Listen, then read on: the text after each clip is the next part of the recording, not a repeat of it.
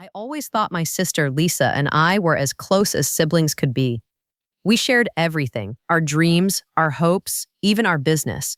But the day I discovered she was secretly undermining my career was the day I realized how naive I'd been. Lisa and I had started a small but promising company together. We were a team, each of us bringing our strengths to the table. Or so I thought. I noticed the shift slowly at first. It was subtle, like a breeze that you don't quite feel until the leaves start to move. My best ideas, the ones I was most excited about, never seemed to make it past the drawing board.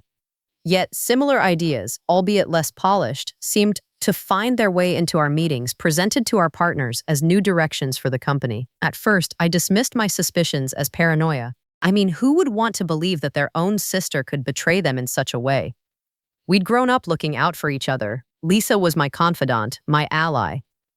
I shrugged off the nagging doubts and tried to focus on the work. Maybe I just needed to be more vocal, I thought. Maybe I needed to push my ideas more assertively. But as the days wore on, the uneasy feeling in my gut only grew stronger. I'd hear echoes of my work in Lisa's presentations, like a song played slightly off-key. Our colleagues would praise her creativity, her innovative spirit, and I'd stand there clapping along, with a smile that felt increasingly hard to maintain. Everything became painfully clear one afternoon while I was in my office, sifting through a sea of emails. I was used to the daily grind of clearing my inbox, but that day, an email pinged into my view that made my heart skip a beat. A former colleague had accidentally forwarded me a thread that was meant for Lisa. As I read through it, the truth unfolded with each line. The email detailed how Lisa had been taking exclusive credit for ideas that were unmistakably mine. A cold realization washed over me, followed by a deep, aching betrayal. It felt as though the floor had shifted beneath my feet. My sister, the person I trusted most, had been pulling the strings behind my back, orchestrating my downfall for her own gain. I spent sleepless nights thereafter, staring at the ceiling, replaying every conversation, every meeting, searching for signs I'd missed. There was anger, yes, but mostly an overwhelming sense of loss. How could she do this? What had gone so wrong between us that she felt the need to climb over me to reach the top? Confronting Lisa immediately felt futile. The wound was too fresh, too raw. Instead, I turned inward, devising a plan to reclaim what was rightfully mine. I needed to clear my name, to show the world, and myself, that my work had value beyond her machinations. The opportunity came weeks later, during a crucial investors meeting. It was an event we'd both prepared for over months, a chance to secure funding that could propel our business to new heights. I knew it was my chance to set things right. I had been meticulous, organizing my thoughts and evidence into a presentation that detailed my original contributions to the company. As I stood in front of the room, my heart pounding in my chest, I laid out my case. Slide after slide, I showed the progression of ideas, the emails, the timestamps that could not be denied. There was a palpable shift in the room. A collective holding of breath as the truth became undeniable. Lisa was left speechless, unable to deny the evidence. Her silence was deafening. The investors, initially uncertain, began to nod, their expressions transforming from skepticism to respect. In that moment, a weight lifted from my shoulders. My heart steadied, and I knew I had finally reclaimed my voice. The investors swiftly shifted their support entirely to my leadership. Lisa's betrayal, exposed under the harsh light of truth, crumbled like a facade built on sand. With newfound respect and control, I've worked to rebuild our business, determined to make it stronger than before. The lesson in trust and resilience is one I will never forget. As for Lisa, the path she chose has left her in the shadows of her own making. I hope she finds her way back to a place of integrity someday. In the end, I stood firm, not just for myself, but for the company I believed in. And while the bond with my sister remains fractured, I have built new relationships grounded in trust and mutual respect. The betrayal taught me much, but more than anything, it taught me that my worth was never dependent on anyone else's approval but my own. I had always believed that Lisa and I were a seamless team, bound not just by family ties but by a shared vision. So, when our joint business began to take off, it felt like the culmination of everything we dreamed of together. We would brainstorm for hours, ideas bouncing back and forth until they formed something truly special. But one day, something began to feel different. I noticed that my best pitches, the ones I felt sure would revolutionize our product line, never seemed to gain traction. Instead, Lisa's proposals, which bore a remarkable resemblance to mine but lacked their innovation, would be met with nods of approval from our team. At first, I tried to brush aside my concerns. I didn't want to believe I could be so easily overlooked, let alone think my own sister would be the reason. But as more of my projects faded into the background, doubt crept in. I began to question every interaction. Was it something I said? My delivery? I even tried changing the way I presented my ideas, hoping to capture the same enthusiasm Lisa seemed to naturally evoke. Yet, no matter how I adjusted my approach, the outcome was always the same. I remember vividly one particular meeting. I had spent countless nights perfecting a new strategy, one I was certain would not only cut costs, but also significantly improve efficiency. As I wrapped up my presentation, I felt a brief surge of hope, expecting at least a few words of encouragement. But once again, the discussion swiftly pivoted to Lisa's seemingly unrelated suggestions. "That sounds promising, Lisa," our project leader chimed in, dismissing my efforts with barely a glance. My frustration simmered beneath the surface, but I didn't argue. I wasn't willing to create a scene, especially with Lisa sitting right there, her face betraying nothing but calm professionalism. Perhaps that was part of the confusion. She was always so poised, so convincing. I told myself it could all just be a misunderstanding. Maybe my ideas simply needed time to be truly appreciated. It wasn't until weeks later, when a former colleague mistakenly copied me into a thread meant solely for Lisa, that the illusion shattered completely. The email was blunt, detailing how she had been taking full credit for strategies that were undeniably mine. In black and white, it confirmed everything I had feared and more. My hands shook as I read and reread the words, hoping they would somehow change. I was crushed. The betrayal felt like a physical blow, a deep cut I didn't know how to mend. I realized then that the person I had trusted most in the world had been working against me, and perhaps had been all along. Sleepless nights followed, each filled with the turmoil of betrayal and the painful process of coming to terms with it. Yet, in the midst of my hurt, a resolve began to form. I couldn't let this injustice define me or destroy the business I had helped build. It was clear that a confrontation was inevitable, but it had to be on my terms, in a way that wouldn't compromise my integrity. The plan took shape slowly, each piece fitting together like a puzzle. I would reveal the truth at an investors' meeting, a critical time where the evidence of my contributions couldn't be ignored. Pen in hand, I carefully compiled all the proof I needed, documents and presentations that bore the unmistakable stamp of my creativity and hard work. Each day leading up to the meeting felt like an eternity. I replayed the scenario in my mind, envisioning every detail and preparing for every possible reaction from Lisa. When the day finally arrived, I was terrified, but also strangely calm. I was ready. As I stood to present, I felt a rush of energy, a mix of anxiety and determination. I laid out my case methodically, point by point, until finally the room was silent. The truth hung in the air, undeniable. Lisa's expression was a mix of disbelief and anger. For the first time, she seemed at a loss for words, unable to spin her web of deceit any longer. It was a moment of clarity, a turning point I had both dreaded and longed for. In the aftermath of the meeting, I found myself at the helm of our business, supported by those who had once doubted me. I took the reins with a renewed sense of purpose, determined to restore what had been tainted by my sister's actions. Though the bond between us may never be what it once was, this betrayal taught me resilience and reaffirmed my belief in my own capabilities. I know now that my self-worth is not determined by the approval of others, but by the quiet confidence I carry within myself. And as I steer the company forward, I do so with the hard-won assurance that, this time, my voice will be heard. At first, I dismissed my suspicions as paranoia, not wanting to believe my own sister could betray me like this. Lisa and I had always been partners, both in life and in work, so the notion that she might deliberately undermine me seemed absurd. We grew up sharing dreams as kids, first about the business we would start together, and then the reality of actually running it side by side. But the longer I ignored it, the more obvious it became that something was off. Every time I pitched an idea that felt like a breakthrough, it would vanish into thin air, only to be replaced by something similar yet subtly off, with Lisa leading the project. I'd sit in meetings, my words drowned by her enthusiasm, and she would smile at me in a way that seemed almost patronizing. I told myself that I was imagining things. After all, we had always been allies. I reasoned that she was simply more adept at navigating the business landscape, brushing aside the discomfort growing within me. But the truth is, Deep down, the unease gnawed at me. I tried talking to Lisa, casually bringing up how it seemed my ideas were frequently vetoed. She laughed it off, her voice sweet and condescending, as if I were a child asking about the complexities of adulthood. "You know how these things go," she would say. "Not every idea is meant to fly." Her platitudes fell flat, but I pushed them to the back of my mind, wanting to avoid any confrontation. Still, unease lingered. The trust I once had in her began to erode slowly. I started staying late at the office, poring over documents, trying to find patterns in the decisions that were being made. There it was, a faint but undeniable thread of deceit weaving through everything we had built together. One day, as I was leaving the office, a trusted colleague pulled me aside.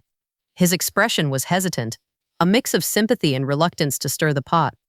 "I think there's something you should know," he said, handing me an email that had been meant for Lisa, mistakenly sent to me instead. My heart pounded as I opened it, reading each word carefully, my breath catching in my throat.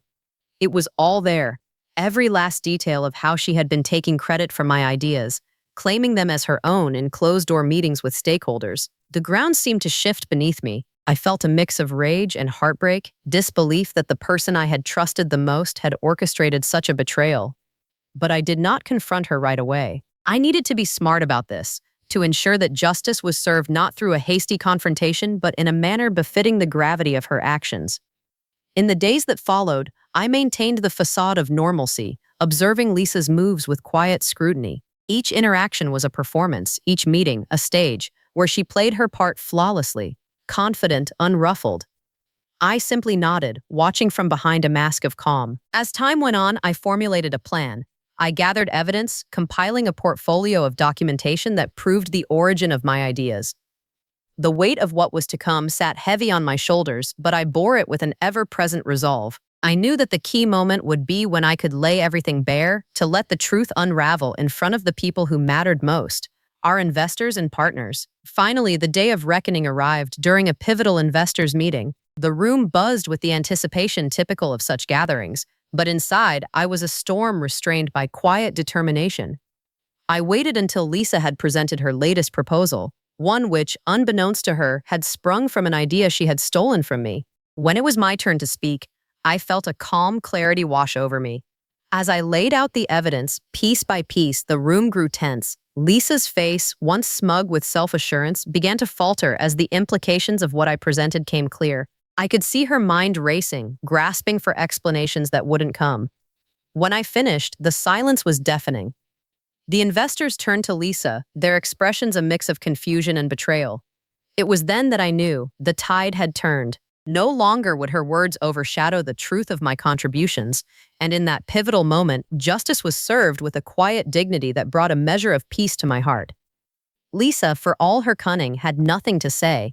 Her charm had no power over the plain facts laid out methodically before everyone. The investors' support shifted seamlessly to me, and with it came the recognition I had long been denied. There was no gloating, no triumphant victory dance, only a profound sense of relief. In the aftermath, Lisa and I spoke little. Whatever bond we had was irreparably altered by the events that transpired.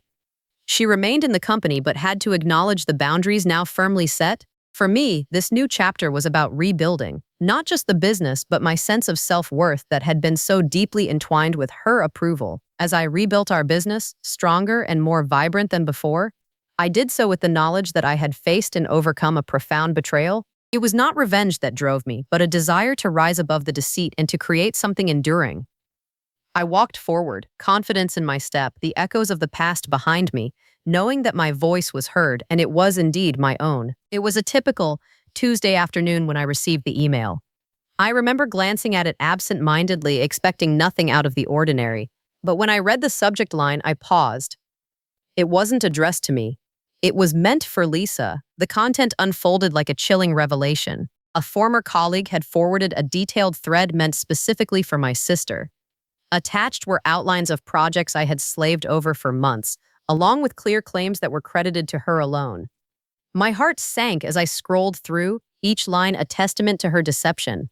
There was no doubt left to cling to, no more excuses to shield myself with. I sat there, staring at the screen, trying to grasp the full weight of it. My mind raced, replaying every meeting, every casual conversation where Lisa had assured me we were a team, an equal partnership. Yet, behind my back, she was spinning a narrative where I was invisible. After the initial shock wore off, anger began to seep in. How could she do this?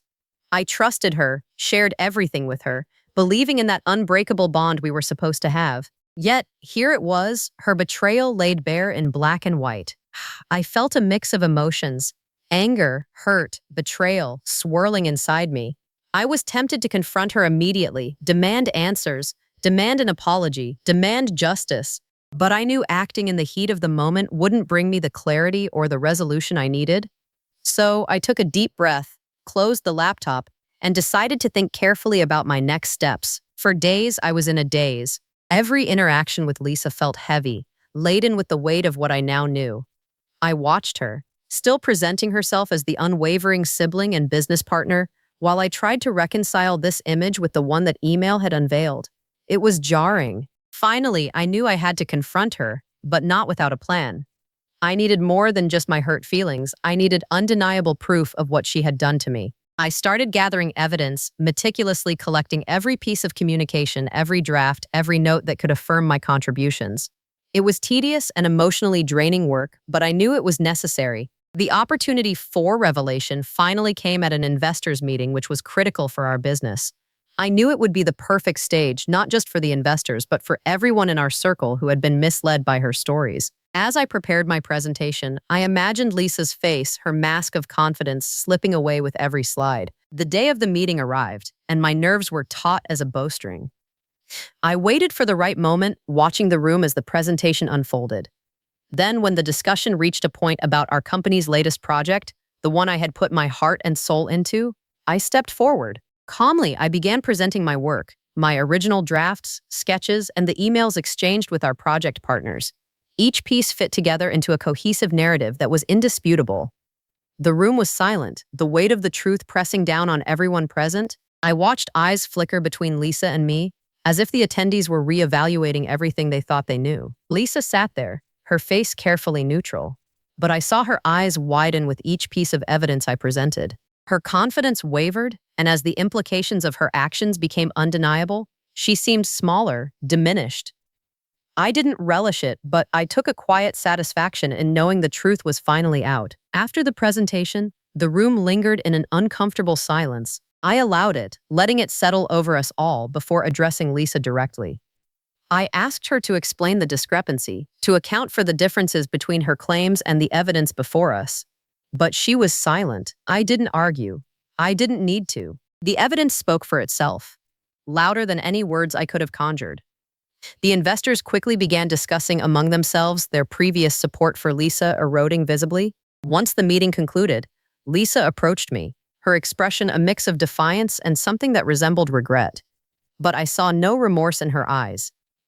"It wasn't personal," she said, as if that could somehow make it right. I stood there, not dignifying her excuse with a response. In the days that followed, our roles within the company shifted significantly. I found myself at the forefront, leading with the investors' backing and newly earned respect.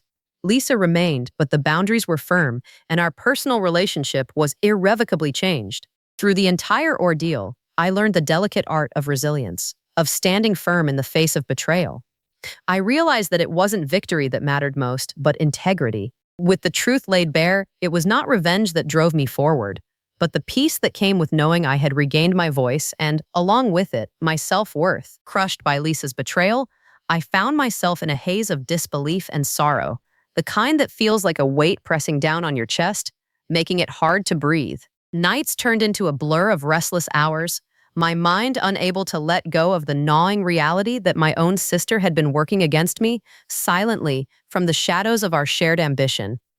How could someone who knew me so well, who grew up alongside me, harbor such duplicity? It was a question that kept spinning in my mind, a vicious cycle of hurt and confusion. Despite the turmoil raging inside me, I knew one thing for certain. I couldn't let this injustice continue. But as tempting as the notion of retaliating in kind was, I believed that sinking to her level would only diminish me. I had to find a way to reclaim what was rightfully mine, to restore my reputation and show Lisa and the world the truth. So I began plotting my next move with careful precision, driven by the need for justice, not vengeance. Every quiet moment I had was spent piecing together a plan. I sifted through emails, project documents, anything that could prove beyond doubt that my ideas were mine. It was painstaking work, but with each piece of evidence that I unearthed, I felt a small flicker of hope reigniting inside me. I needed to ensure that when the moment came, my case would be indisputable. Days blurred into one another, each passing with an urgency that propelled me forward. I would often find myself staring at the ceiling in the early hours, the darkness only amplifying my thoughts. How had it come to this? I could still recall vividly the early days of our venture, before the deceit had driven a wedge between us. Yet, somewhere along the way, ambition had overshadowed sisterhood for Lisa, and I was now paying the price. As the pieces of my plan came together, I began to feel an odd sense of calm wash over me. Knowing precisely how and when to confront her, I could finally see a light at the end of this dark tunnel. It was at the upcoming investors meeting, an event pivotal for the future of our business, that I decided to unveil my findings. The stakes were high, but so was the necessity for truth. There would be no room for doubt or denial when I laid everything bare for all to see. In the days leading up to the meeting, I steeled myself for what lay ahead. I focused on the details of my presentation, perfecting each slide, anticipating each question. It wasn't just about vindicating myself, but about proving that I was capable of leading, of turning our shared dream into a reality through honesty and hard work. The morning of the meeting dawned bright and clear, a stark contrast to the turmoil I felt inside. Dressed in my best, I looked at myself in the mirror and saw a reflection that was somehow both familiar and foreign. I was no longer just the wronged sister. I had become someone who had learned to channel pain into resolve, betrayal into strength. As I stood before the investors, I unfurled my evidence with a steady hand, each piece methodically presented to paint a clear picture of the truth. My conviction was my armor, my certainty shielding me from the doubt that had once clouded my mind. The room was silent, save for the sound of my voice, which echoed with a clarity that surprised even me. When the moment of confrontation arrived, I turned to face Lisa. Her eyes narrowed, defiance flickering in response to the unassailable truth I had laid before her. She was quiet, but I could sense her scrambling to find a foothold in the crumbling facade she had constructed. It was then that she uttered those words, an attempt to downplay her betrayal as if it were merely business. I felt my resolve solidify. I wouldn't give her the satisfaction of seeing me falter. Instead, I remained calm, standing tall amidst the storm of emotions roiling inside. Sometimes, silence speaks louder than words, and mine was deafening. With my presentation concluded, the investors were left with little doubt about who truly deserved their trust and support. The scales had tipped, and for the first time in months, I felt a true sense of relief, a weight lifting from my shoulders. The vindication was a balm, not only for my career, but for my spirit. I hadn't just reclaimed my ideas, I had also reaffirmed my integrity. The meeting closed with a newfound direction for our business, one under my leadership. Lisa remained, her role now defined by the boundaries forged through the truth I had fought so hard to reveal. Our relationship was forever altered, the bond of sisterhood now a fragile reminder of what once was.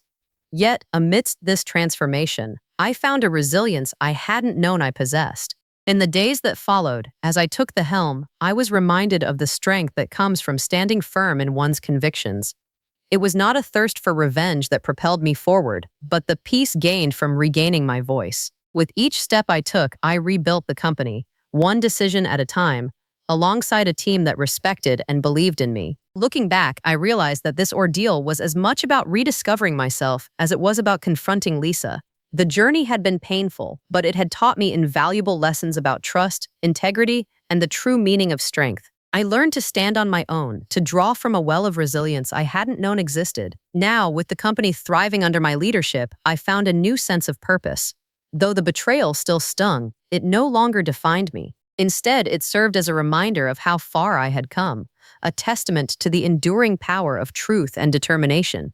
This was my path, carved from resilience and steered by integrity, and I intended to follow it with unwavering resolve. The meeting loomed over me like a storm cloud, a swirl of anticipation and dread. I walked into the room with my head held high, every nerve poised on edge. Our investors sat around the long, polished table, their expressions a mix of curiosity and expectancy. Lisa was there too, already engaged in easy conversation, her laughter ringing out with a confidence I once admired. As the agenda shifted to our business proposals, I felt the weight of this moment pressing against my chest. This was it. Ignoring the slight tremor in my hands, I rose from my seat, holding in my grasp the carefully compiled presentations, the proof of my work. I began to speak, outlining our progress, the challenges, and the future I envisioned for the company. There was a stillness in the room, a tension that matched the rhythm of my heartbeat. As I laid out the concepts and innovations, the ideas that had once been unceremoniously shelved, I noted the investors' faces shifting from interest to surprise. Then, with a deep breath, I unveiled the evidence that had haunted me for weeks. Those emails, each damning line highlighting Lisa's betrayal. My voice didn't falter as I illustrated how my proposals had been mislabeled, my contributions falsely attributed. The atmosphere turned, a palpable chill settling over the room. Lisa's face paled. Her gaze darted around the room, searching for support that no longer existed. In stark contrast to her earlier bravado, she seemed small, her smugness replaced by stark fear. I watched as she attempted to maintain her composure, her control slipping like sand through her fingers. One of the investors leaned forward, his voice cutting through the silence. "Is this true, Lisa?" The question hung in the air, heavy with disbelief and accusation. Lisa hesitated, her voice barely above a whisper. "I can explain." But explanation wasn't what the room wanted. Excuses could not erase the clarity of the evidence before them. I stayed quiet, my silence more powerful than any words I might have spoken. The truth stood unblemished between us, a stark wall of reality she couldn't climb.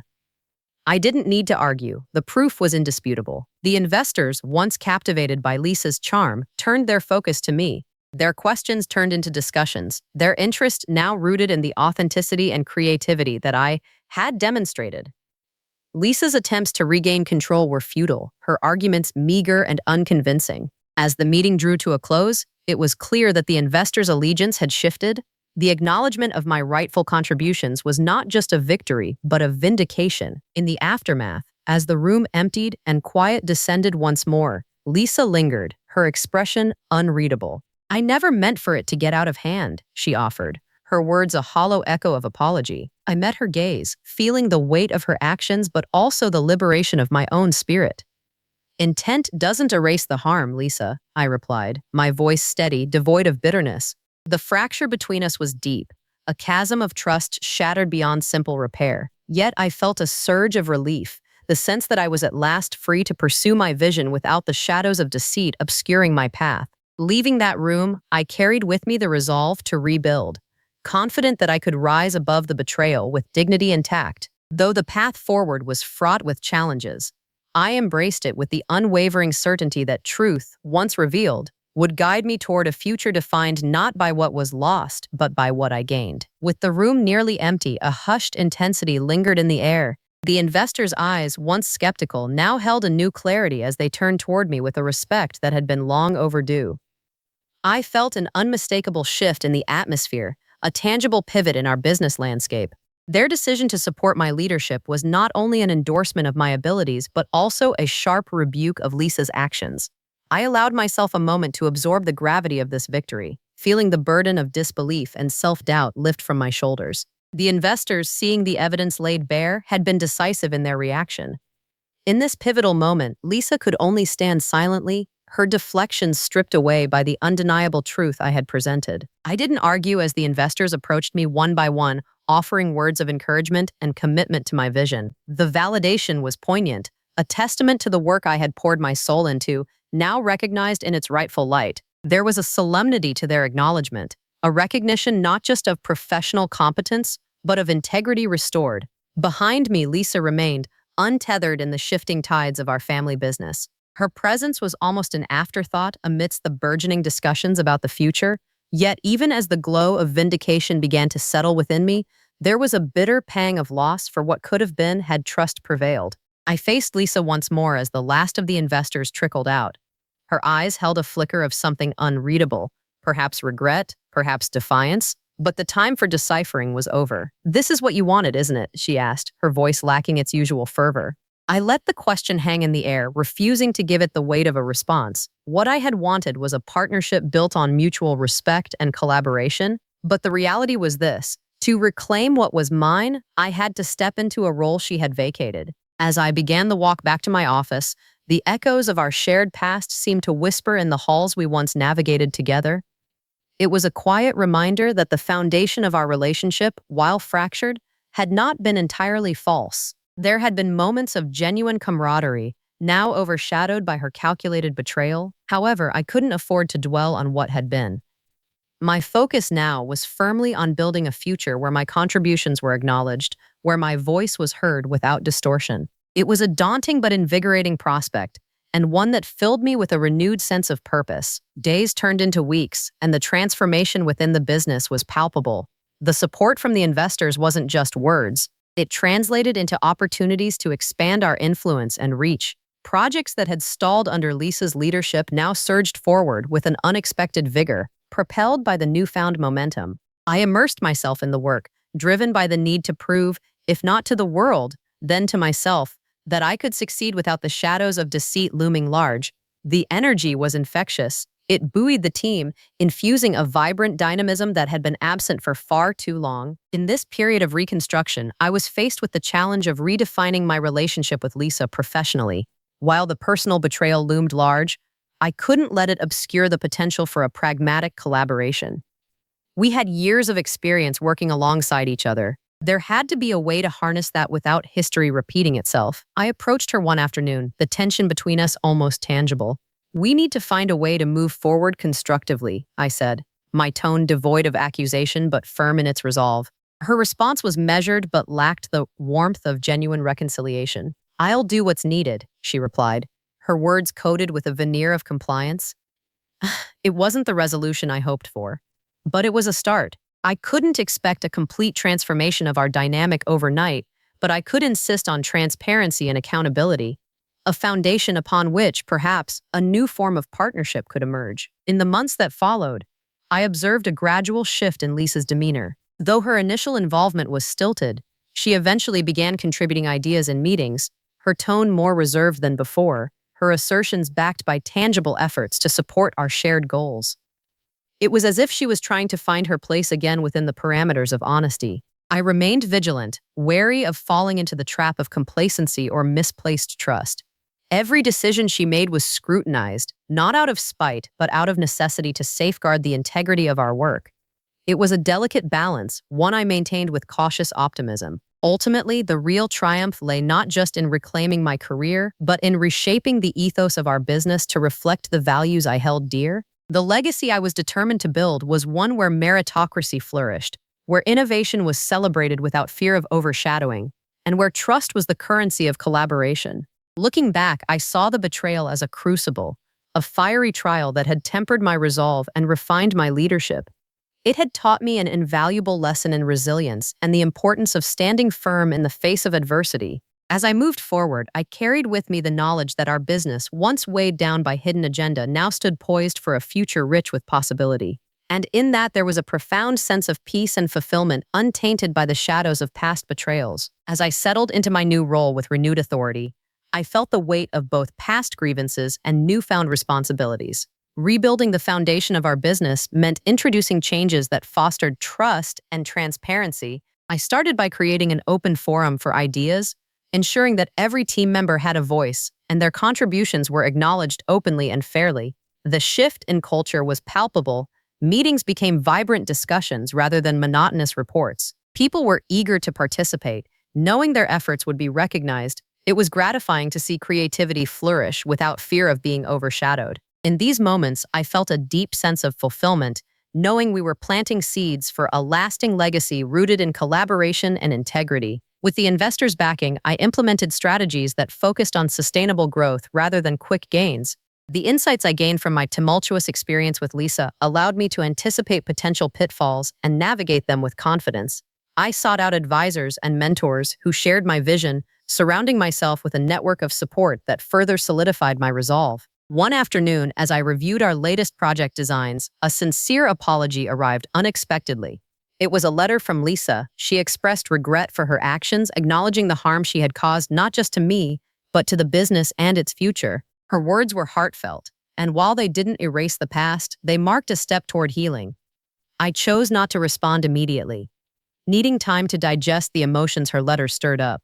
The betrayal had been a profound experience, but so too was this olive branch. Over the next few weeks, I focused on my work, channeling my emotions into building what I hoped would be a business that embodied resilience and growth. Then came an opportunity to expand, one that would test every lesson I'd learned. A major client approached us, impressed by the innovative and ethical stance our company had taken.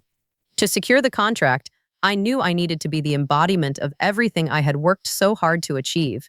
The meeting was set for a stormy afternoon, the window panes rattling with each gust of wind. As I presented our vision, I felt the room's energy align with my own. This was our moment to shine. The questions came swiftly, but I met each one with the confidence and clarity that had been honed by challenge after challenge. The room went silent as the decision-makers conferred. In that quiet moment, I realized, regardless of the outcome, I had already accomplished something greater. I had rebuilt my foundation and my spirit. When they finally agreed to move forward with us, I allowed myself a small, inward celebration, feeling a sense of victory not just over external challenges, but internal ones as well. Our team celebrated that evening, the applause echoing through the halls of our offices, a testament to our renewed commitment and collective triumph. Lisa's email, though read only once, still sat in my inbox. Unanswered but not forgotten. I knew we would have to face each other eventually, but for now, I cherished the peace that came with personal and professional redemption. The path ahead, though still uncertain, was promising, and in that moment, I chose forgiveness, not for Lisa's sake, but my own. As the weeks turned into months, our company continued to grow, each new success standing as a testament to the strength and unity we had cultivated together. Every challenge we faced was met with determination, bolstered by the lessons of trust and resilience that I carried with me like a shield. The journey had not been easy, but it was mine, and I walked it with pride. Each new day offered a chance to make a difference, to lead by example, and to create a legacy worth honoring. And so, even as the memory of betrayal lingered in the shadows of my history, it no longer defined me. I had found my way back to the light, where hope and possibility thrived.